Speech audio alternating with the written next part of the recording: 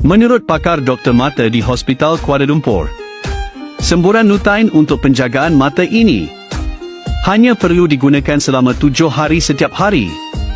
Tidak kira sama ada anda rabun dekat selama 10 tahun, 20 tahun atau 30 tahun. Boleh memulihkan penglihatan dengan berkesan. Dan tidak perlu lagi memakai cermin mata atau menjalani pembedahan. Produk ini dibangunkan oleh Institut Penyelidikan. Boleh merawat rabun dekat dan rabun jauh.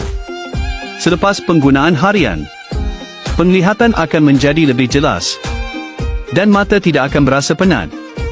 Hospital sedang mengadakan promosi dalam talian. Sekarang ada diskaun 50%.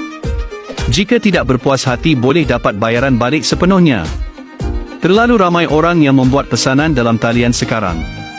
Cepat-cepat klik pautan di bawah untuk membeli.